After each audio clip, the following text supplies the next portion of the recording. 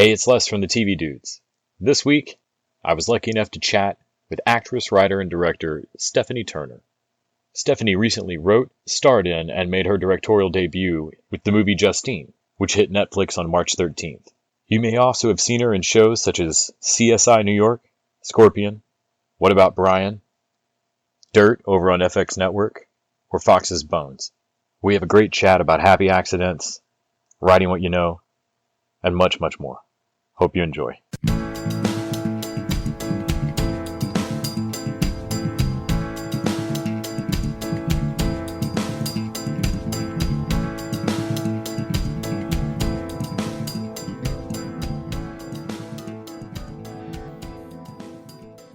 Hey, Stephanie.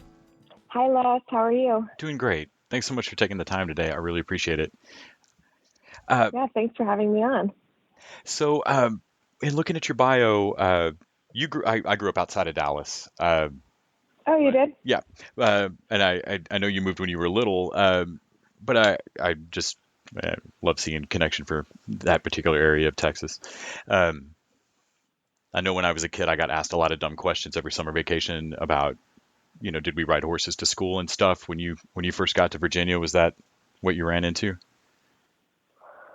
Um, I don't know. I don't remember that at all. I do know that because I was born in California and we went to Dallas when I was 6, and I lived there from the ages of 6 to 10. And um, it's funny because both my parents are from California, and living there and going to school, and obviously, ages 6 to 10, you're learning how to read and write. And so my brother and I picked up an accent, and a Texas accent. And my mom, being from Southern California, was like, "Who are these kids, and why are they coming home saying, where are y'all going? I'm fixing to have lunch. What are you doing?" But so I think when we moved to Virginia, which is not, I mean, it's still sort of the South. There's still a Southern element there, but I guess a little bit more metropolitan, and because of DC and everything. But we lost some of the accent when we moved there. I was It's always fun when I'm doing an interview to when I first see somebody's headshot and go, okay, I know them, but I, why do I know them? Not so much maybe what was the biggest thing on your list, but where did you jump out? And I think it's from Dirt. Is the I think Oh, really? remembering you from being the cheerleader murder. Um, Yes, yeah, from Dirt is why I was like, I know her. Um, that's funny. but I know that you also uh, screenwrite, direct, both working with on Surrogate on the short, but more recently on Justine. And so I was excited to talk to you a bit about both how you got the bug for acting and what came first, or where does that blend happen for not just performing stories but creating them. Yeah, so as a kid, I always wanted to be an actor. I loved watching TV and movies, and I always saw myself as, I'm going to be an actor. That was kind of my dream, and I think I said that from a very young age. And then I decided as a kid that I wanted to pursue acting as a career. That was going to be my job, and so and because I did move around a lot growing up, I didn't feel like I wanted the traditional college, move to a dorm, make new friends, live away from home experience. I felt like I had moved around and I had made a lot of new friends and too many people in my life, new people in my life. I just wanted to really start and like build my own roots in what I wanted to do. And so right out of high school, I moved to LA and I started a 2-year acting school. And because I wanted to study acting, I wanted to learn, what does it mean to be an actor? I didn't know anyone in the industry, really. I didn't have any connections to the entertainment industry. So I didn't, going to a 2-year acting school was the best thing for me because it was an intensive program, and it really, I was surrounded by people who also wanted to study the craft of acting. And for me, it was the first time I realized, this is actually a craft. It's not just, people don't just get on TV and say lines and pretend. They study people and humanity and And so that was the best thing for, my 18-year-old self, to really kind of have that hardcore intensive training. And then I started auditioning. I got an agent and I started working and auditioning for, commercials and TV shows and movies and all of that. And then within those kind of first, 5 or so years of working and then not working and auditioning and not getting the job and getting it sometimes. And, there's a lot of downtime. And so I had an idea of a script that I wanted to write. And so I decided to try writing a screenplay. And I thought, I'm just going to write this one screenplay, and I'm not a writer. I just want to write this one story. And, I started taking classes, at UCLA Extension of screenwriting classes, because I wanted to know how to do it. It's kind of daunting to write, a 100-page script. So I needed sort of a framework, and that's how my writing journey started. So I wrote the first one, and then I had another idea, and I started writing other things, and I really developed this love for writing and storytelling through writing and telling stories. Yeah, I was just reading something the other day about folks trying to start businesses, and the quote was, don't start a business unless somebody's asked you to, and just what you said reminded me of it was I'm not going to be a writer. I'm not, not sitting at home thinking I've seen 5 movies like this. I'm going to write a 6th and it's going to sell. I just have this one story, this one personal story to tell, and how much better of a route for your writing career that would be than trying to go after something marketable. I mean, not trying to go after something marketable, but having a core personal thing and not trying to be. I'm sure there are plenty of people who go with that framework of let me see how to assemble a hit, and right. I think they probably all figured out that doesn't work. And I just love hearing that idea of I'm not gonna crown myself with this label of writer or whatever. I just really have this story I've got to get out, and how much better a move that is towards a project. When it came to writing Justine, what was the gestation of that story, and getting that told with the tone you wanted?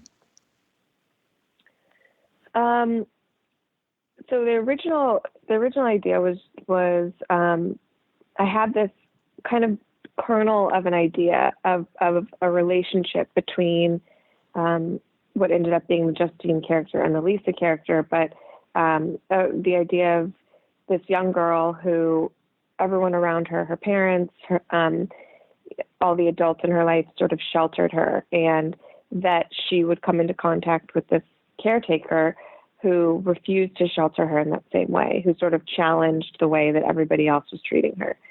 And it was really just an idea of those characters. And then from that point, and it was interesting to me. It was like funny in some ways to me. It was,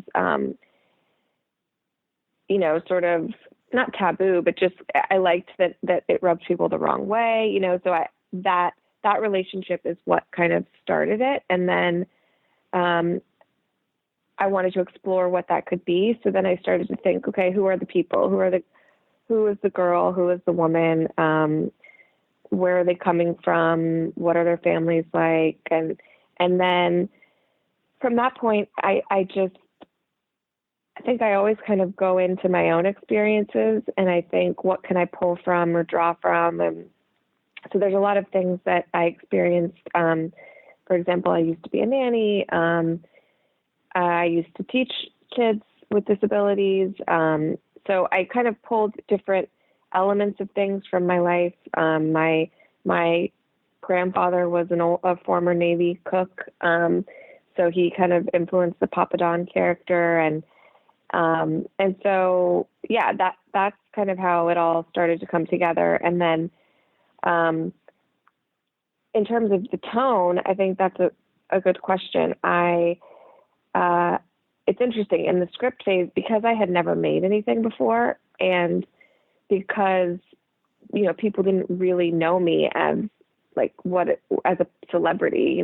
I'm not a celebrity, and And so people didn't know, I guess, what the tone of the script was on paper, because they didn't know me and my personality, and there was nothing for them to sort of gauge it by. And I think on paper, the script felt different. There are comedic moments in the script or in the film, but the delivery is sort of dry. The comedy is maybe not on the page, or the comedy reads differently on the page if you don't know the intention behind it. And so it's funny because a producer that I had pitched the story to years ago, who really liked the script, but had his reservations, and he's a friend. And so he was honest with me, and he told me things like, and this is before I was even planning to direct it, but he told me, I think this is going to be too much for you. You've never been the lead in a film. This is a huge role. And he told me, how are you going to be able to find the actress to play Justine? I think that's going to be really hard. I don't think you're going to be able to manage having 3 young kids on set. How are you going to be able to deal with that? And he liked the story, but what I found out later, because when he came to a screening, when the film was done, he said to me after, and he said to some other friends, now I really get what the script was. I didn't see Stephanie's, he said, I don't think I knew Stephanie well enough to know her tone and her humor. And in the script phase and reading it, not knowing that, it was a sort of a different film to him, if that makes sense. No, it does. It also brings out the fact that sometimes people can give you perfectly good advice coming from a sound place of really looking at something and still be dead wrong. Right. And really, like, I have to say, I thank him in a lot of ways. At the time I wanted him to just say, yes, we're going to make your movie. Let me find the money for you. And, you don't have to do a thing. Like, we'll take care of it. But, and I remember leaving that meeting and feeling this sense of dread, like, oh my God, what if he's right? What if it is too much for me? And what if, what if I can't find a girl to play this role? And what if I can't handle the kids? Like, all of those things, all those warnings that he sort of raised, I felt really depressed about for, half a day or something. And, but I'm so grateful in a lot of ways that he and other people that raised different, concerns when I was trying to get it made, what they did, it didn't deter me. I kind of filed it away, and I just remembered them, like, okay, if it is going to be tough to find this girl, maybe we should start a little bit earlier than we planned. Or, I don't know, I think maybe it just made me prepare differently. And rather than panic me and send me into like, oh my God, I guess I can't do this anymore. I guess I'm not going to be able to handle this. It just sort of made me aware of something that could potentially be an issue so that I could prepare differently.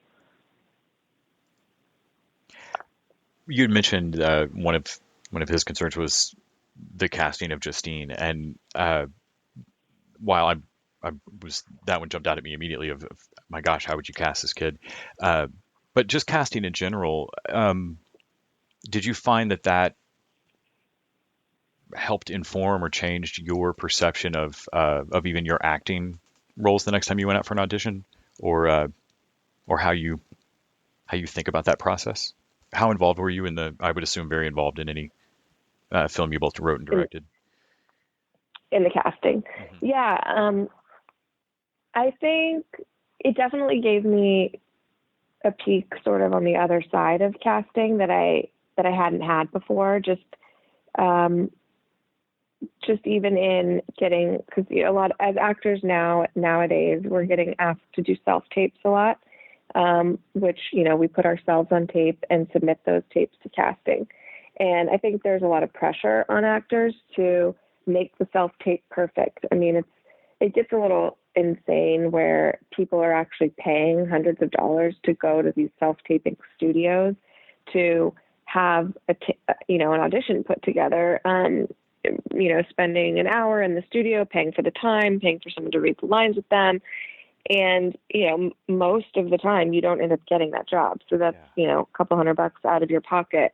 And what I think I realized being on the other side of that is if the person is right for the role, like it kind of doesn't matter what the background is in their self tape.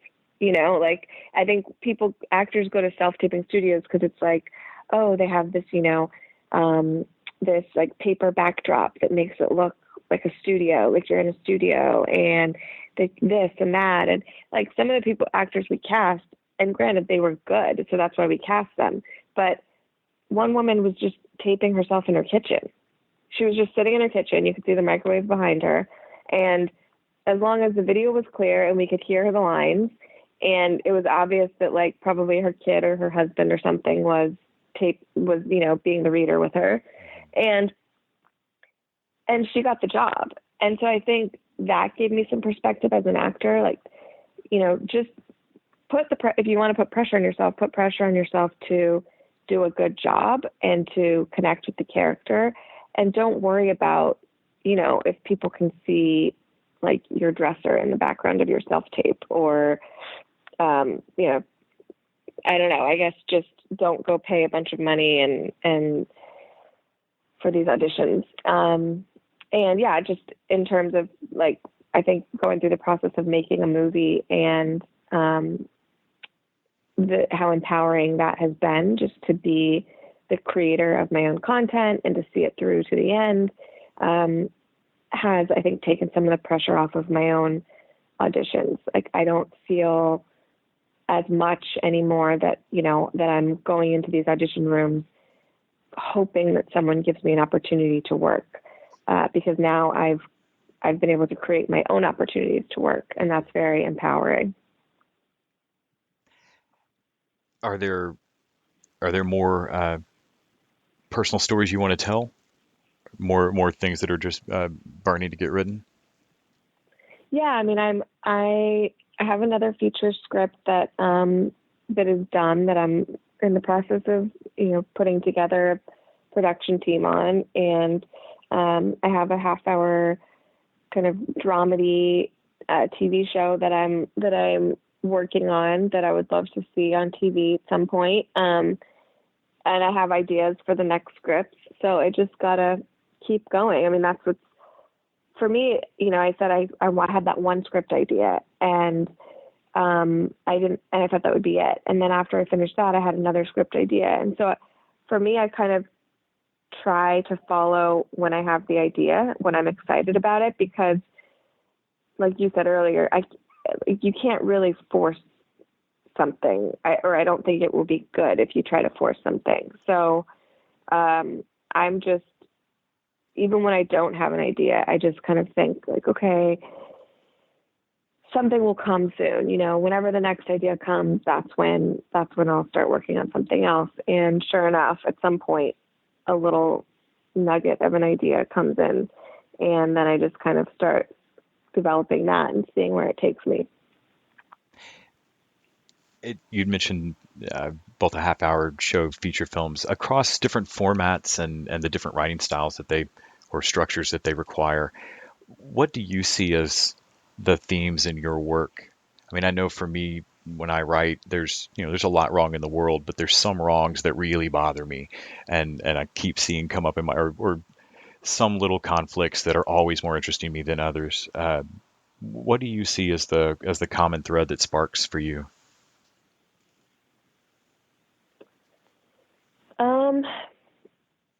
I don't know. I think injustices in general are a common thread in my work. I think that um, they're definitely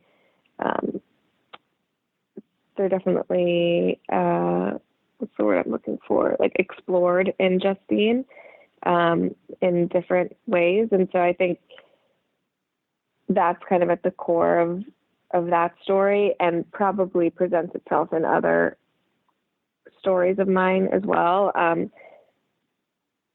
It's interesting. I think in a lot of ways,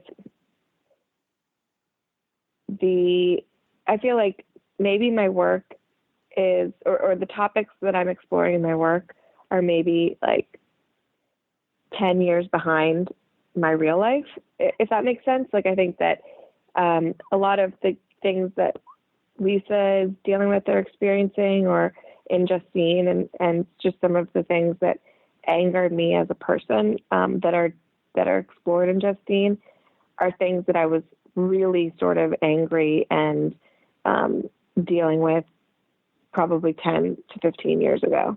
And when I realized that, I was kind of like, oh, because I'm writing. So what am I writing about now? And maybe there's just like a little bit of a delay in processing. Like, when, I don't know if this is true for other people, but maybe when we're in something, it's hard for us to really write about it. As far as making Justine and getting to kind of first big directorial effort, did you have a favorite happy accident? I'm always intrigued when things kind of break right on a set.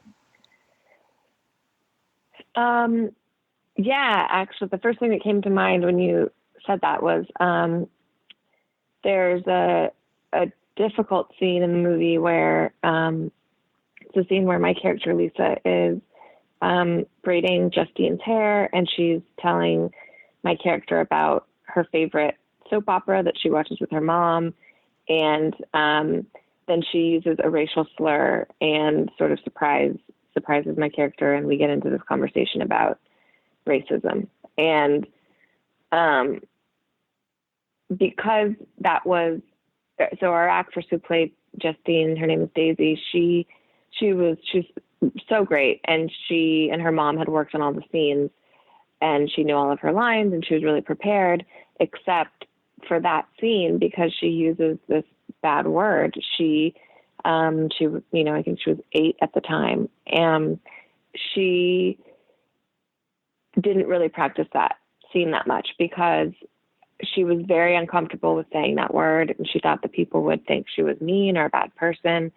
And we talked to her obviously about it and said, this is part of the story, and it's not you saying it, it's the character, and Justine isn't saying it in a mean way. And so we made her feel comfortable about it, but at the same time, she still didn't really rehearse those lines that much, because it's a sensitive subject matter. And so we went to shoot that scene, and because we had kids on set, we had limited hours to work with them because of child labor laws, and they can only work for a certain amount of time, and they have to go to school and all of that. So it was kind of nearing the end of our time with them, and we didn't have a ton of time to shoot it. And we do our first take, and she does not know the lines at all. And it's a big scene in the movie. It's a somewhat emotional scene or intense scene.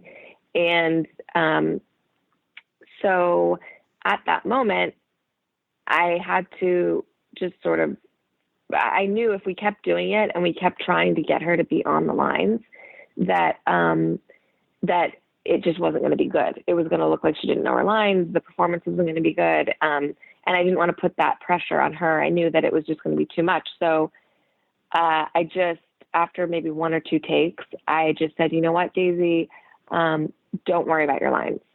You know that the scene is about Justine telling Lisa about the show.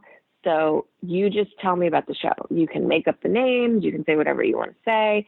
And just at some point, you need to ask me this question and say this bad word. And so we just started shooting it that way. And I'm so, happy that we did. And that in that moment, I had the realization, and rather trying to force it, I just knew that we had to just sort of wing it and hope that we were going to get something good that way. And she turned in a really authentic and real performance, because she was really just kind of improvising. And she was hilarious and came up with, great stuff. And, but yeah, that was kind of a scary moment on set that ended up working out. Thank you so much for telling me about all that, and for making time to do this today. I mean, I realize a lot of people are probably stuck at home, but if you're like me, you're surrounded by wonderful books and shows and whatnot, and I really appreciate you taking time to chat with me. Well, thank you so much for having me on the show. I listened to some of your episodes, so thanks. I might be a listener now. I think you got a new listener out of this. Very cool. Well, yeah, absolutely thrilled to get to chat with you. Hopefully everybody can go and watch Justine on Netflix, and yeah, wash your hands, stay safe. Yes, thank you. You too.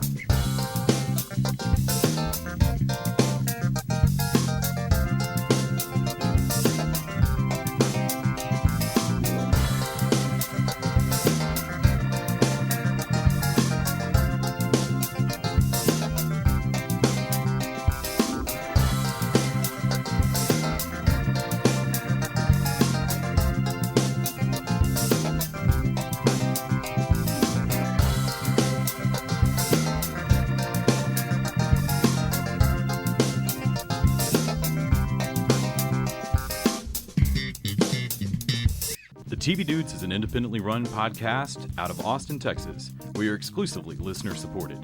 If you'd like to help us out, go to patreon.com/tvdudes. You can also find us on Facebook, Twitter, and Instagram at TV Dudes. All the music for our show is done by our friend and original TV Dude, Gregory J. Amani Smith. To find out more about us, go to thetvdudes.com. I'm Randy Lander. I'm Les Weiler. And I'm Kyle Scott. Thanks for listening.